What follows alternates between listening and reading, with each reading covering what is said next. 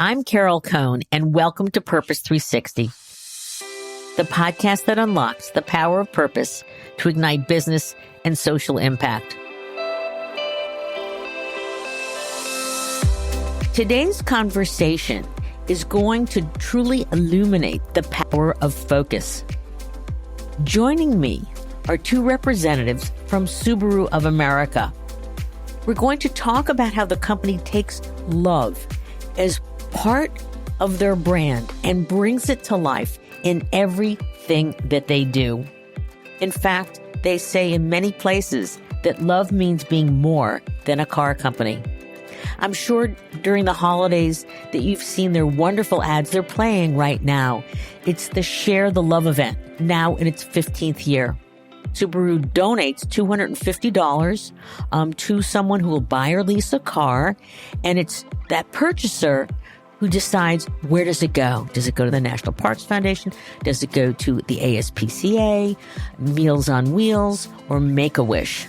The company has its fingers crossed that by the end of this Share the Love event that ends on January 3rd, 2023, that they will have raised over $250 million for these very, very worthy causes. But the company goes beyond this wonderful Share the Love event.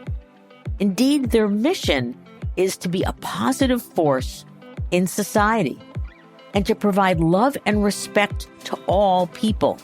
They don't have dealers, they have retailers.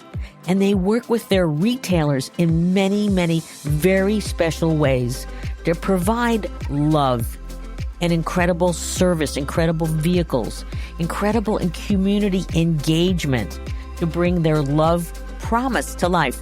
Their love promise is what others might call CSR, corporate citizenship or not. Their love promise is truly how they engage in 5 major ways. And we're going to discuss that with Bridget Hanrahan, Associate Director of Marketing Operations at Subaru, and Shira Haaz, Corporate Responsibility Manager at Subaru. We're going to learn about the authenticity of what this organization has done and why both Bridget and Shira just absolutely love their work. So join me. Let's get started in this marvelous conversation. Bridget and Shira, welcome to the show. So great to be here, Carol. Thank you. I can't believe I'm on with the legend, Carol Cohn. Oh, you're so sweet. Well, I'm on with the legendary Subaru and the people that truly bring the heart and soul of this company to life. And so let's just start out with, when you both get to work every day, you're getting to work to do what? Here you go. Sure. Every day when I come to work, my goal is to make Subaru more than a car company. And I think that that's part of the fact that my job is corporate responsibility manager. So I'm here to work on our philanthropy and volunteerism and our engagement in the city of Camden, as well as impact reporting, all of those things. But it's also because that's what all of us here at Subaru are responsible for every day. Regardless what department you're in and what tasks you're responsible for, we all pride ourselves in making this company more than a car company. Yeah, absolutely. So my name is Bridget Hanrahan. I work in the marketing department. So I work on a pretty big range of different things. So I do product marketing and product launch. And then I have some of this great responsibility to decide how are we going to work with some of these major nonprofits and what are the types of things that it makes sense for our brand to work on with them. And so for me, I get to have a little bit of the car side of what really drives our economic engine, but then the other side of what does the brand really stand for. So I too get to work on more than a car company and how we're going to be that to shoppers and consumers out there. So I love my job. I always tell everybody I have the best job in the company. That's amazing. Bridget and I sometimes argue over who has the best job in the company. We're really lucky. Yeah. So where Bridget is working on national partnerships and retailer activations, in the philanthropic space. I'm focused on our foundation and our local partners in Camden. And so I just want to ask the question, what is it like to work for a company that truly lives and breathes its purpose every day, and that you have a mission to be a positive force, to have love and respect to all people? So what's it like to be inside an organization like that? I for one, think it's a wonderful thing. So I've been in the automotive category for almost my entire career. Uh, so I started here about 9 years ago. And I knew from when I received the sort of welcome packet that this company was different. And so for the past 9 years, I haven't looked back. I think it's been the right decision because it really does permeate the organization. It's from the top down, it's from the bottom up. So for me, I think it's a very special organization in the car industry. And what was in that welcome packet that all of a sudden it got you like, wow? I thought it was really awesome that they had paid days of service. So we celebrated MLK Day as time for you to volunteer in your community or with some of our community partners. And so just things like that at the time seemed really advanced for a car company. I echo Bridget's sentiments that I joined 9 years ago and never looked back, but I joined in a very different way. I actually was in the nonprofit space right before this and was working at a partner of Subaru. So I had professional colleagues who were here at Subaru, and I wanted to take the leap into corporate. And I looked around at all of the different brands that I interact with. I happened to own a Subaru at the time. And I made a very short list of companies I would be interested or willing to work in. And Subaru rose to the top, and it was amazing. Fate just worked out for me. And I had a contact and I said, I want to meet somebody there. And he said, don't worry about meeting anybody, just apply to this job. And I did. And as Bridget said, the rest is history, and I've never looked back. So it is, we've both had a lot of other jobs prior to this. And I think both of us would say that no other company feels inside the way this company feels. Everything that you see externally really is a part of who we are as a company. So you have incredible alignment, which is great. And so I was reading in your materials, you have these 6 stars that you live to. Can you explain them? Because everybody talks about the North Star, and we live to the North Star, but you've gone beyond the North Star. And I think that's going to give our listeners a sense of the culture, because culture truly in a purpose-driven company is very special. I think that the first thing to understand about these 6 stars is that they are not just something that we hang on the wall or put in the impact report. They really are what drives us as employees. We have evolved, and we now do 3-day welcome training with our employees where they learn about all different parts of the company. And day 1, the Love Promise, I actually present with Bridget and her team about what makes us more than a car company. So these 6 stars become a piece of your job, a responsibility of your role at Subaru from the first day of training. And the 6 stars are to make yes be your North Star, to be a shining example for others, provide light in darkness to lead the way, be the star of someone's day, celebrate the entire constellation, and shine brighter every day. And when we talk about those in the orientation, we talk about that being a piece of your job, whether you are engaging with nonprofits, whether you are engaging with customers, whether you are working in accounting, anything you do, those 6 stars should guide your work every day. Oh, that's a beautiful thing. When both of you learned about the 6 stars, what was your response at the time? We spent these years where we were going through really significant change, and we were growing really fast. And what we did was we started to put these things down on paper and really kind of define, what is our brand? What are we about? How do we want to operate? How are we going to treat other people? How are we going to treat the world that we live in? So for me, I really loved it. This sort of really speaks to me. It's part of why I've stayed and grown along with this company and evolved in, the way I contribute here. So I love it. I think when we look at the Six Stars and their emergence in the Subaru of America universe, if you will, what's so interesting is they actually came out about 8 years ago. So following Bridget and I starting here, they came out, but we'd already been living and working with those stars, guiding every move. So as Bridget said, it was really just putting them on paper, but this is already how best Subaru has operated for so many years. Help me and help our listeners to understand which came first, the Love Promise or Share the Love event? So the Share the Love event did come first. So it started really 15 years ago. And at the time, the company really started thinking about what's happening in December every year at every car company. In normal times, everyone is in sell down mode. They're trying to clear out their old model years to make room for the new. And so they all went to market in the exact same way. I have a sales event, have a smoking hot deal, come down and get incentivized, cars with big red bows. I'm sure you can picture it right now. Right. And so Subaru chose a much different path. And the path that they went down at the time was pretty bold, right? So at the time we had such low market share. 2/3 of Americans did not have an opinion or they weren't aware of Subaru.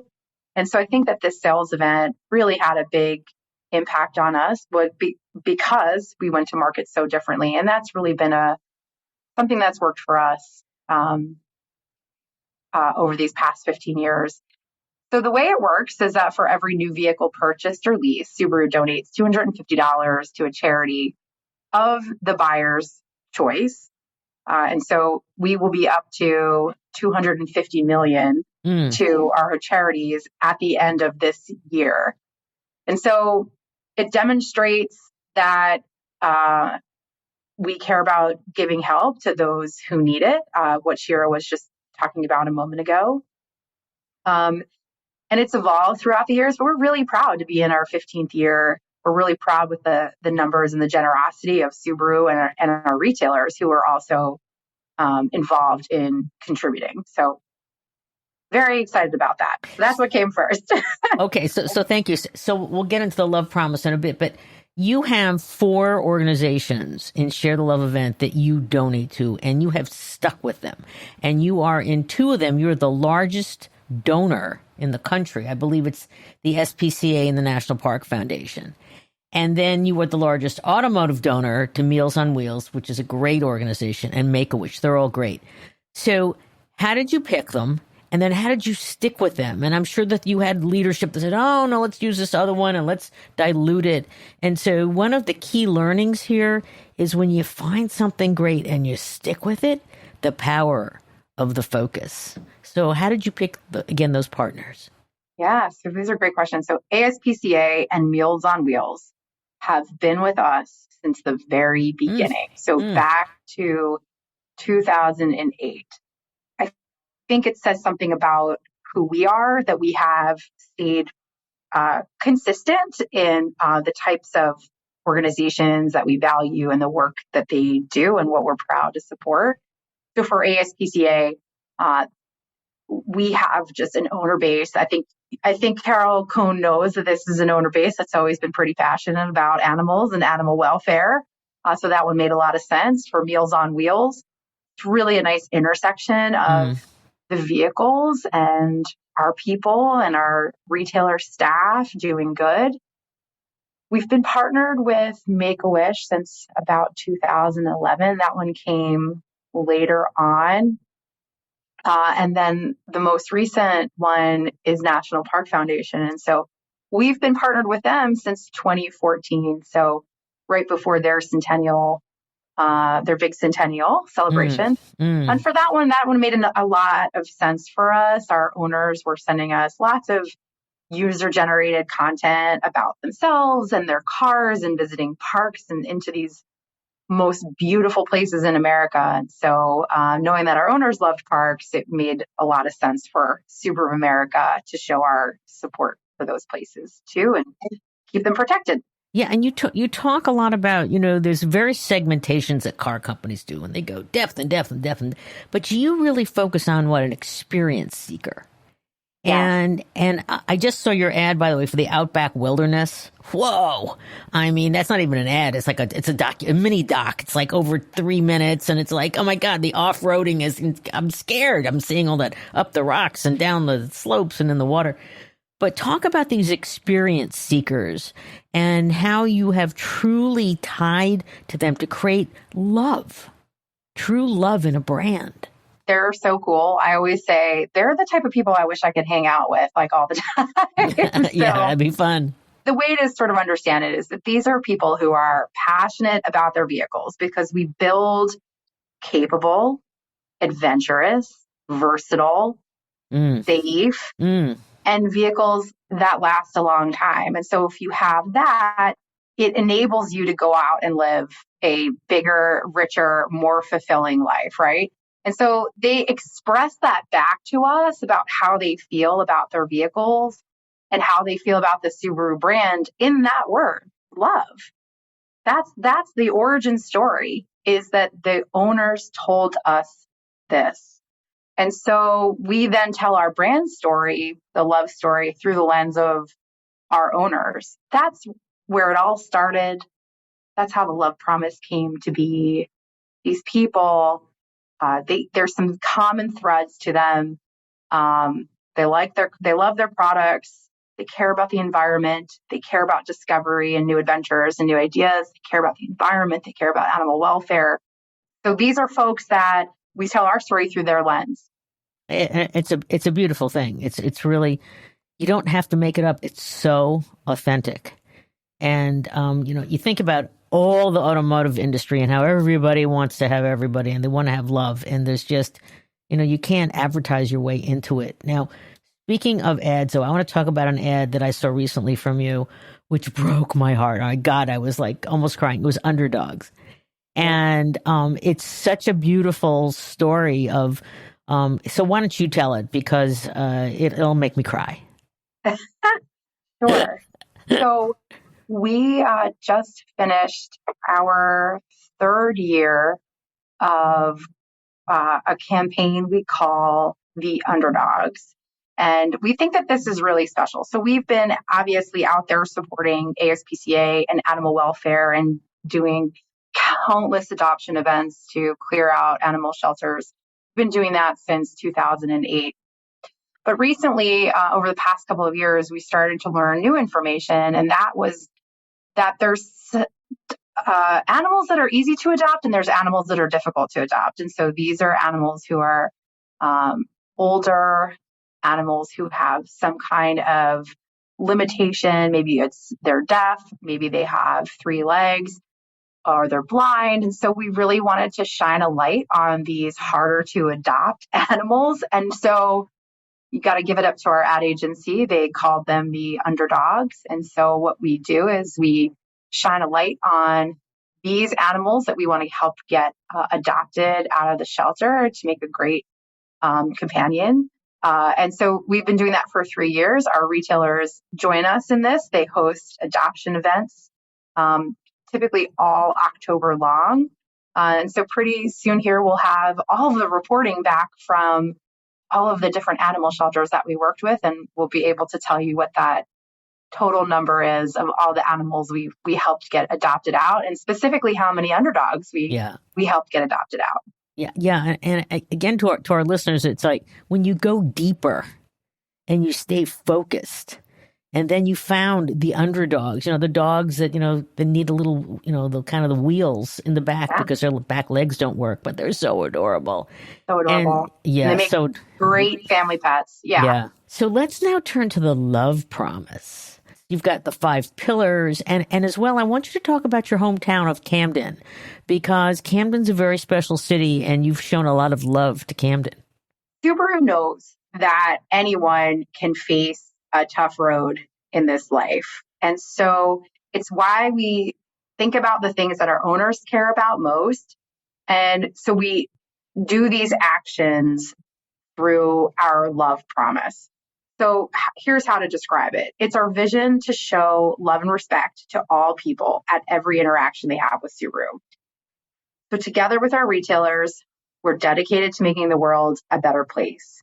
And so for that, we have 5 pillars. And these pillars are based on, again, what our owners care about. The first one is Subaru loves the earth.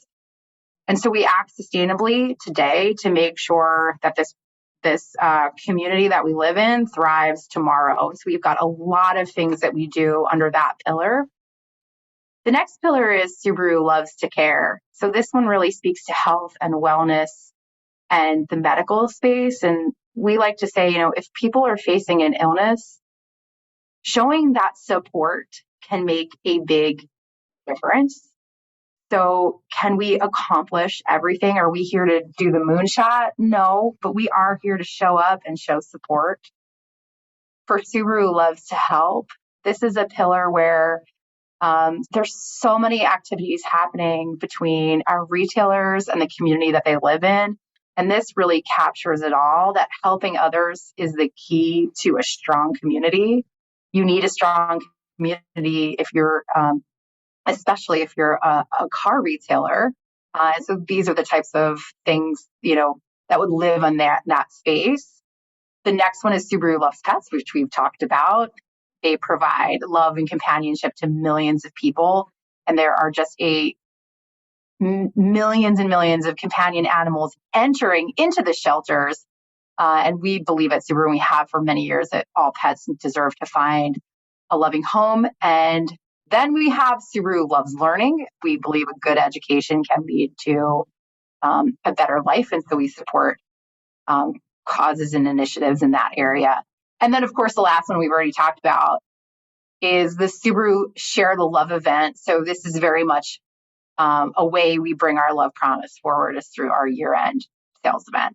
Bridget really took us through the Love Promise pillars, and they present themselves, as Bridget said, as our way to give back to the community, both through our retailer partners, which is what Subaru calls our dealerships, but also in everything we do. So I work with our employees across the country and here locally at our headquarters to bring those activations or those pillar areas to life. So every partnership we build locally is also focused on delivering on each of the Love Promise pillars. So each of the pillars that Bridget described is tied to a specific time of year or a specific month.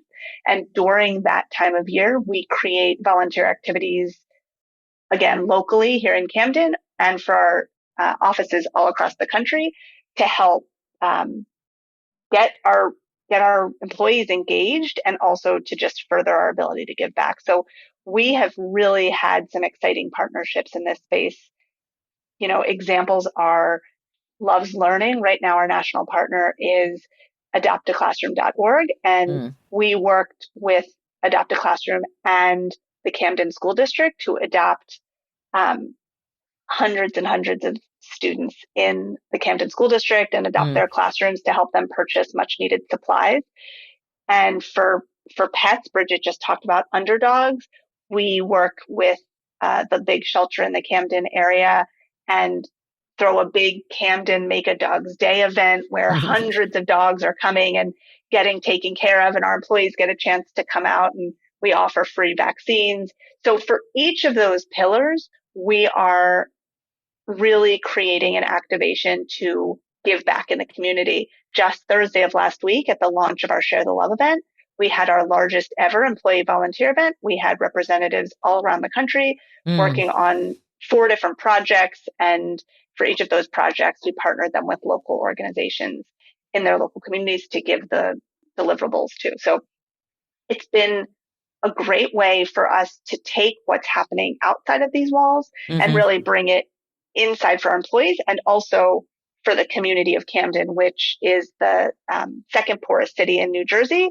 But we always joke that we drink the Camden Kool-Aid. It's such a special city full of so much passion and life. And to be able to partner with community members and elected officials and other companies in Camden has been truly remarkable experience. And you you have this focus. You have love means being more than a car company, your overarching umbrella. Then you have the Love Promise. Then you have Share the Love event. And then you bring it right down locally because you have I saw 1,500, 1,700 local charities that fall under these 5 focus areas. There's a very thoughtful way that they're all tied together. But you get it very, very local. And I love the fact the way you don't call dealers, which is kind of a funny name. You call them retailers. And I'm sure there's a story behind that. Why do you call your partners in the local market your retailers? Carol, I think you spoke to that, right? Dealer is kind of it's not what we want our people to be. So Bridget can speak to that, but it is our goal to really make sure that our frontline representatives of the Subaru brand are also showing that we are more than a car company. Yeah, I think that's a great point. So I think that there's a difference, Carol, between a car dealer and a car retailer. I think a car dealer might not be your partner. We would like our retailers to be delivering on high levels of customer service. They're going to make your life better. They're going to help reduce your anxieties, and they're going to help inform you, and they're going to be your partner, and you're going to trust a car retailer. They're also going to do terrific things in their community to make sure that they have a healthy community. So I think that there's a difference there. Do any of those things come to mind when I say car dealer? No. So for us, I mean, we just aspire to be something bigger, something greater. I also think it's more than an aspiration. I think that departments all across this company are creating tools to help change dealers to retailers. And we aren't perfect. Of our, 630 plus network, is every single one of them a retailer? Probably not yet.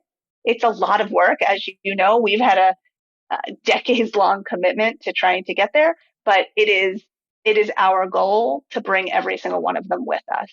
And I think that the buy-in we've seen, the retailers in the community that have really latched on to being more than a car company, we're in awe. I mean, the things that are happening out there with some of our retailers, you look at them and you say, oh my God, you did this on your own? That's great. That's right. So it's pretty remarkable. I'm going to put you both on the spot. I'd love for you to tell a story, one of your favorite stories that shows the love in action. It can be a retailer, it can be a local charitable partner, it could be a colleague that you did something to. But I just loved, I want to hear about this love personified. Sure. This is the huge part. How much time do you have? Because I think I could for it. We've got just stories upon stories. In fact, we recognize the most compelling stories every single month.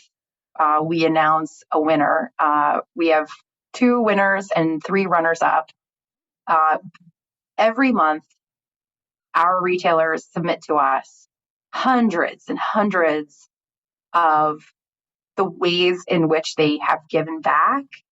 And we announce those winners in our CEO's monthly letter, and we put it on Subaru.com. So if anyone is interested, any of your listeners are interested, you can go back and look at years and years of what we found to be some of the most compelling, most incredible contributions from our dealer and retailer network. It's really something unbelievable. So one retailer is out of our Chicago market, has become so passionate about animal welfare, it has absolutely changed their life. It's changed how the dealership operates, how they function. It's changed their employee satisfaction. So it all started with a partnership between Brilliant Subaru and Anderson Humane Society. And this retailer started doing rescue rides from the deep South, where dogs are chattel, and bringing them back up to states like Illinois to help these animals get adopted. Really, what I want to tell you is that it has changed everything. So a typical car dealer has a parts delivery truck, and they run around and they go to this collision center and they drop off this bumper, and they run around and they go to this collision center and they drop off this headlight. They took their parts delivery truck, and it has been permanently converted into a truck to go do rescue rides down to the deep South to go bring these animals back to Illinois. There's other things that retailers do. You wouldn't publicize it in any way, but it just speaks to the type of people that they are. And it gives me such a sense of pride to work with this organization, because these are very generous, very philanthropic individuals. And so I'm not going to reveal what dealer it was because it's a little bit too personal. But this person was sort of a couple of degrees connected to somebody who was injured in a shooting.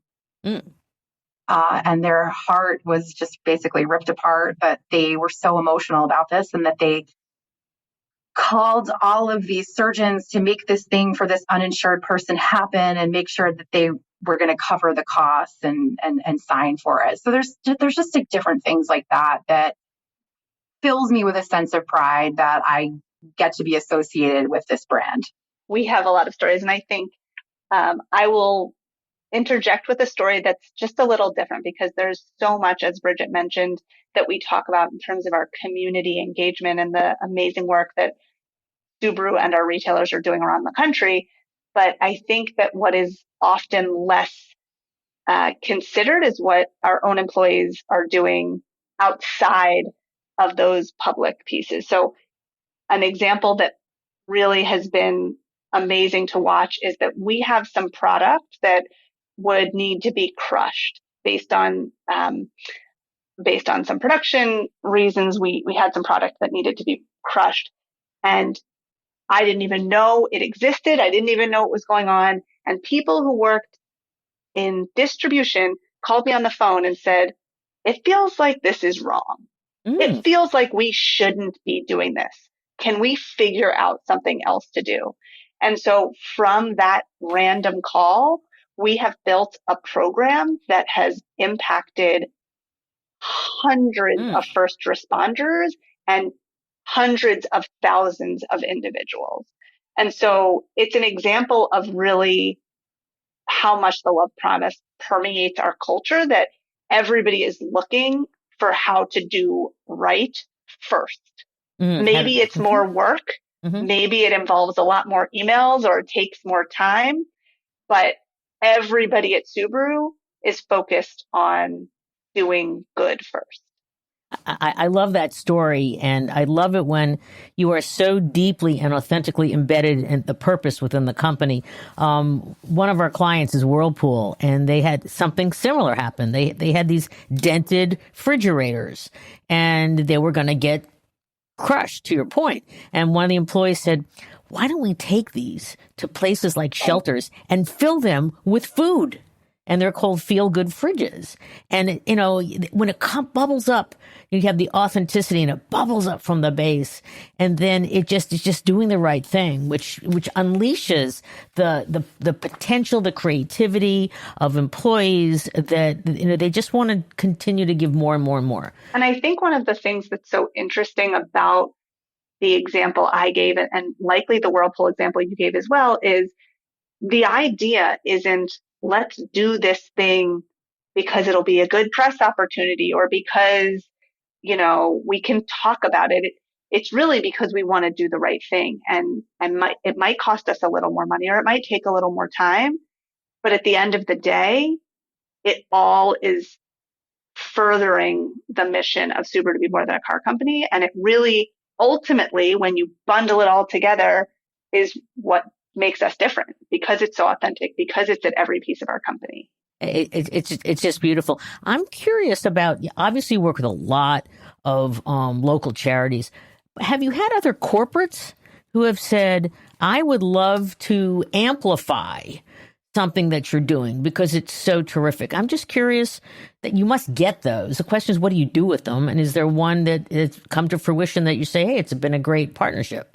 I think a partnership that my team has that happened in a pretty nice and organic and authentic way is probably our relationship with REI Co-op. We met them through both being partnered with the National Park Foundation, and I think that we share a lot of the same values, certainly around who we were partnered with on the environmental side. And so we've been in a partnership with them for many years, and that continues to be going strong. And I can add in, if it's okay, Carol, just another example on a much more micro level, maybe for a company that, from somebody that might be listening that doesn't have the ability to create a national partnership with REI. Here in Camden, we actually created a partnership with all of the other, what we call anchor institutions here in Camden. So we have a number of really great national companies headquartered in Camden, one being Campbell Soup Company, and a few other really great, the local sports teams and otherwise, who have offices in Camden. And I really was able to bring together a group of corporate leaders to say, we all want to do good in this community. How can we make sure that we're doing the most good? So we've created a corporate impact group where we are not vying for, again, this is not about which company can do more, be in the local paper. We're all thinking about what we can do together to give back to the community. And so on a much more micro scale, there are ways, even if you are a smaller company, that you can create more good by partnering.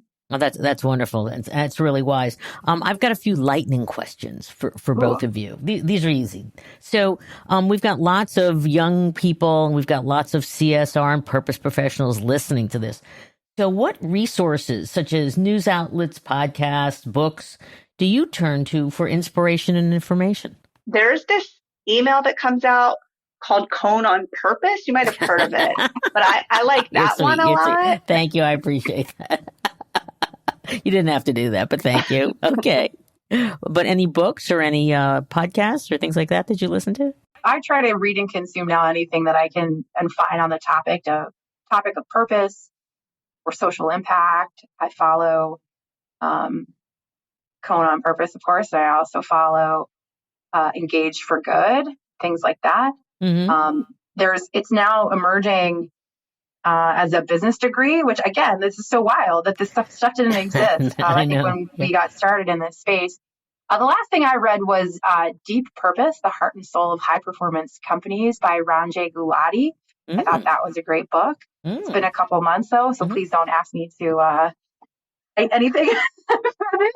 And I'll chime in. So one of the areas that Bridget and I didn't really speak to earlier, but something that also diverges between what she works on and what I work on is I do a lot of impact report work and impact reporting.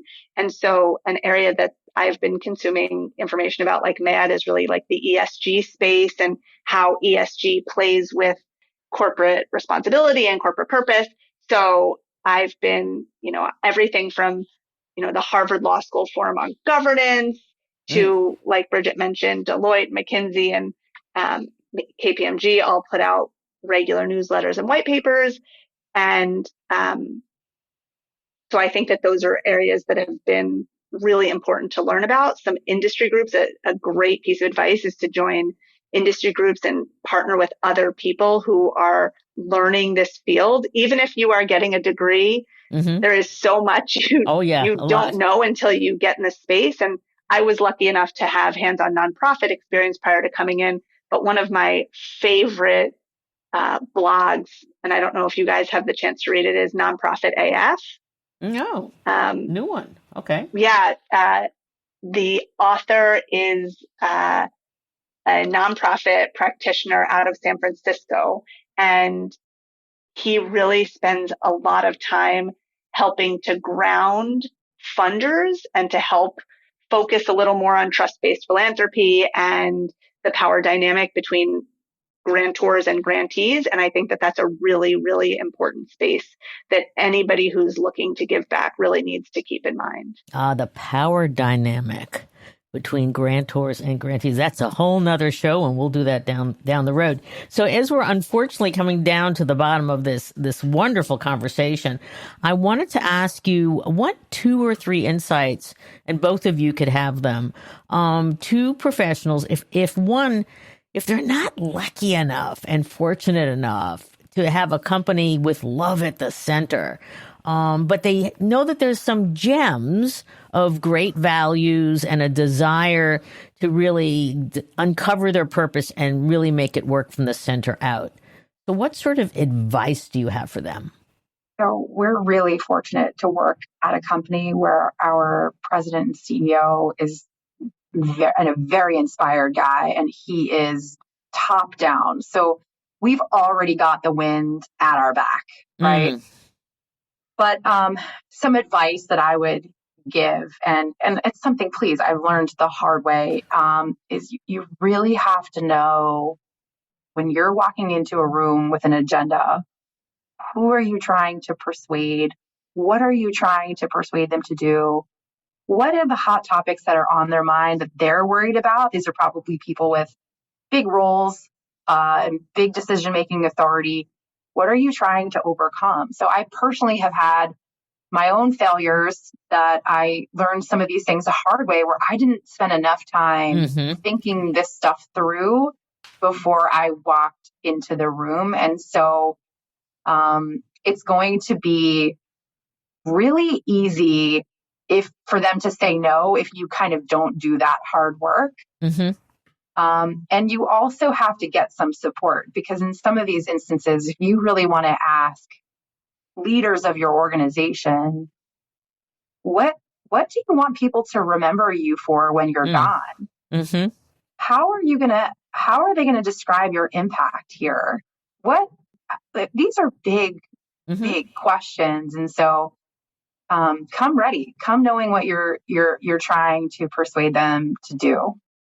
I would add to that, to Bridget's point also, don't get discouraged. There are 3 different projects that I am about to bring to life that I started pitching 3 years ago when I came into this role. And in the beginning, I felt defeated when people didn't take them up right away. But I think it's been really valuable to put those in my back pocket, keep adding to the story, just like Bridget had mentioned. And then the other piece that I would say has been really valuable is don't feel like you only need to be in a corporate responsibility or a cause marketing role to make these impacts. Because I came into this role 3 years ago. Prior to this role, was working in a parts and service role in this company, and I was able to do just as much. We created a recycling program in the back of the business. So don't feel like you can take this corporate purpose work into any part of the business to create an impact. That's brilliant. That's brilliant. So I always love to give the last word to you. And there's 2 incredibly articulate, passionate people here who love their work. So last words over to both of you. My last word, well, I must say, I feel like I'm pinching myself that I'm here talking to you, that this has been like, I hate the phrase bucket list, but I guess that's what it is, because I followed you for years. So this is an absolute thrill. I suppose my final thought would be, thank you. I believe in progress, not in perfection. This is something that I talk about a lot with my team.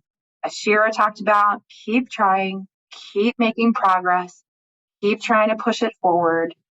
You're not going to get it always on the first try, and you might not always get it exactly right, but just keep trying to do better. So as she pointed out, some of our best ideas and our most impactful ideas, they're coming from all over the organization because that's the organization Tom Dahl has really built.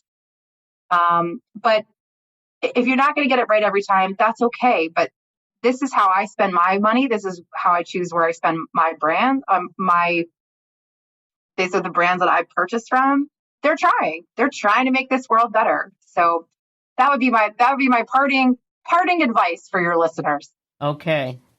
And Shira, if I could put in one last word, it would really be to work somewhere that you feel supported and nurtured. It's still work. Every day it's not perfect. There are times where I pitch something and it doesn't get any bites and I feel heartbroken and I go home forlorn. But by and large, I think that working at a company where you know that the people you work with have the same goals as you, that your leadership team is trying to make a difference, that really is the most important thing. I just want to thank you because Subaru, I have been trying to get you on this show for the longest time. So it's on my bucket list too. So it's a mutual adoration society. Thank you both. It's been a wonderful conversation. And, love means being more than a car company is absolutely lived in your culture and your ethos. And congratulations. It's a wonderful, true story. So thank you. It's been a pleasure, Carol, and thanks for bringing purpose to so many companies and so many consumers and customers. Well, I can't do it without it's our entire industry now. So having amazing professionals like you doing amazing work is truly, we bring it to life. And we, those anti-wokers and, the people that don't believe it, because this is the way companies should be run. Thank you so much for having us. Thanks. This was a blast.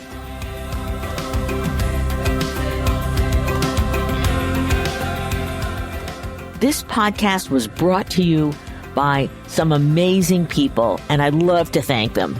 Ann Hundertmark and Kristen Kenny at Carol Cone on Purpose, Pete Wright and Andy Nelson, our crack production team at True Story FM, and you, our listener.